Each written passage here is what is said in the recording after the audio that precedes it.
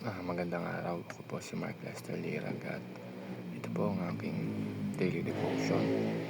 May kilala ka bang Kristiyanong mata pobre? Na tinalakay po ni Pastor Russell Ocampo sa 365 daily devotion.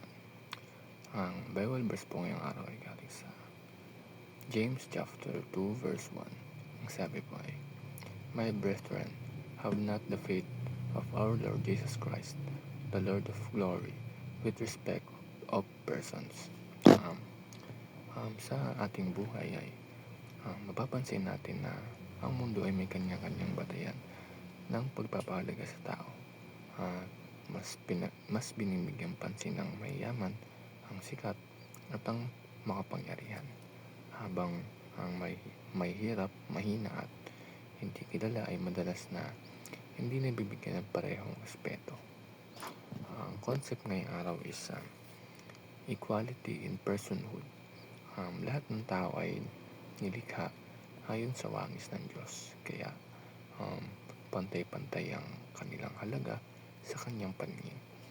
Hindi siya nagtatangi, hindi siya namimili kung sino ang kanyang bibigyang pabor. Ang tunay na Kristiyanong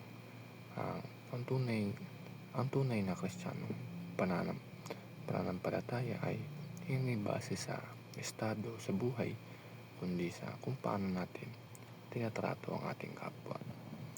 Ang first teaching is, all persons are equally made in God's image. Ang bawat isa ay anuman ang estado sa buhay ay nilikha ayon sa wangis ng Diyos, at hindi mas mataas ang halaga ng mayayaman kaysa sa mahihirap, at walang taong mas mahalaga sa mata ng Panginoon.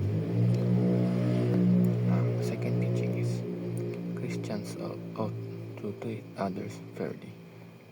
Bilang mga tagasunod ni Kristo ay hindi natin dapat tingnan ang mga tao base sa panlabas ng anyo nila, sa yaman, sa posisyon, o kahit anong estado nila sa buhay. Dapat tayo maging patas at maturungan sa pagtrato ng lahat.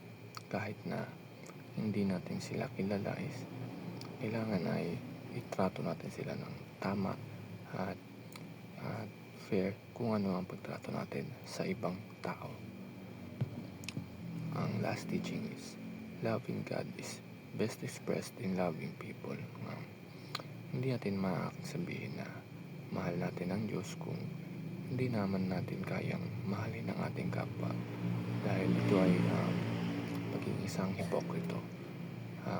Ang ating pagmamahal sa Diyos ay dapat makita sa ating malasakit sa iba, dahil kung mahal tayo ng Diyos is dapat minamahal din natin ang kapwa natin kung gaano natin kamahal ng Diyos. Yun lamang po.